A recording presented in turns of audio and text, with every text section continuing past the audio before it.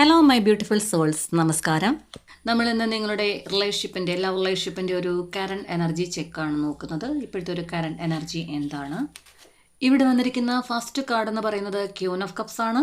നിങ്ങളുടെ ഈ ഒരു ലവ് റിലേഷൻഷിപ്പിൽ ഇതിൽ ഒരാളുടെ സ്നേഹം, കരുതൽ, ഇതിനെയാണ് ഈ ഒരു ക്യൂൻ ഓഫ് കപ്സ് സൂചിപ്പിക്കുന്നത്. വളരെ മനോഹരമായിട്ടുള്ളൊരു കാർഡ്.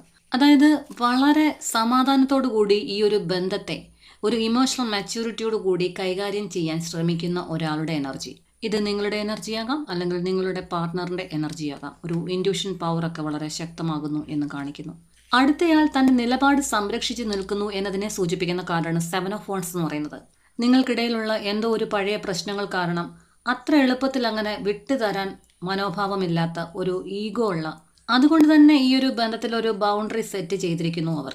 ഭൂരിഭാഗം ആളുകൾക്കൊരു നോ കോണ്ടാക്ട് എനർജിയാണ് വന്നിരിക്കുന്നത്. കുറച്ച് ആളുകൾക്കിടയിൽ കമ്മ്യൂണിക്കേഷൻ ഉണ്ടെങ്കിൽ തന്നെയും ഒരു ഡിഫെൻസീവ് എനർജി വളരെ കൂടുതലായിട്ട് കാണിക്കുന്നു.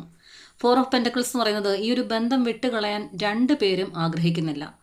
ശരിക്കും ഫീലിങ്സ് ഒക്കെ മനസ്സിൻ്റെ ഉള്ളിലുണ്ട്. അവ തുറന്നു പറയാൻ അങ്ങേയറ്റം മടി.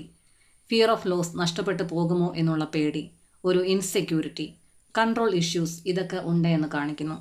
ഒന്ന് പിണങ്ങിയൊക്കെ ഇരിക്കുകയാണെങ്കിൽ തന്നെയും എന്നെ വിട്ടു പോയോ എന്ന് ചിന്തിക്കുന്ന എനർജി.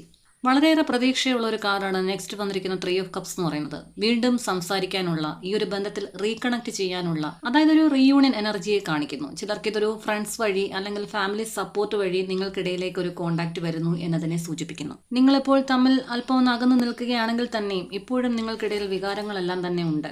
ഒരാൾ ശക്തമായിട്ടും സ്നേഹത്തോടു കൂടി വളരെ മെച്യൂരിറ്റിയോടു കൂടി ഈ ഒരു ബന്ധത്തെ സമീപിക്കാൻ ആഗ്രഹിക്കുമ്പോൾ മറ്റൊരാൾ ഇപ്പോഴും ഒരു സെൽഫ് പ്രൊട്ടക്ഷൻ മോഡിലേക്ക് നിൽക്കുന്നു. എനിക്കിനി വേദനിക്കാൻ പറ്റില്ല എന്ന് കാണിക്കുന്ന എനർജി. രണ്ടുപേരും ബന്ധം പൂർണ്ണമായിട്ടും അവസാനിപ്പിക്കാൻ താല്പര്യപ്പെടുന്നില്ല. ഫ്യൂച്ചറിലേക്കൊക്കെ പോകുന്ന സമയത്ത് നിങ്ങൾ തമ്മിലൊരു കോണ്ടാക്ട് വരുവാനും നിങ്ങൾക്കിടയിലുള്ള ആ ഒരു കമ്മ്യൂണിക്കേഷൻ വഴി ഒരു മിസ്അണ്ടർസ്റ്റാൻഡിംഗ് എല്ലാം തന്നെ കുറഞ്ഞു വരാനുള്ള ചാൻസസിനെ സൂചിപ്പിക്കുന്നു.